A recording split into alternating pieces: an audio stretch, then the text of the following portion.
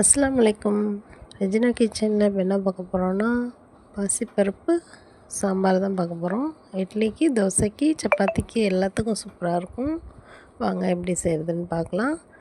நான் பாசிப்பருப்பு நல்லா கழுவி குக்கரில் போட்டிருக்கேன். குக்கரில் போட்டதுக்கப்புறம் கத்திரிக்காய், வெங்காயம், பச்சை மிளகாய், தக்காளி, மஞ்சத்தூள், கொத்தமல்லி தழை, உப்பு போட்டு ஒரு 3 விசில் வச்சு எடுத்து நல்லா கடைஞ்சி வச்சுக்கோங்க.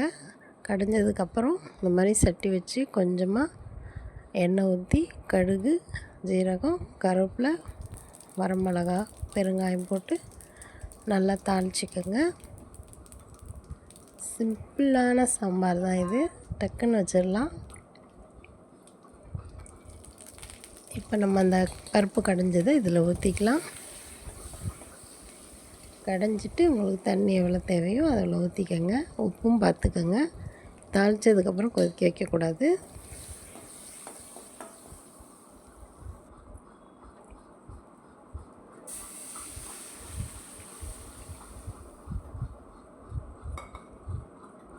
சூப்பராக ரெடி ஆயிடுச்சு. நீங்களும் வீட்டில் இதே மாதிரி செஞ்சு பாருங்கள். செஞ்சு பார்த்துட்டு எப்படி வந்துச்சுன்னு கமெண்ட்டில் சொல்லுங்கள்.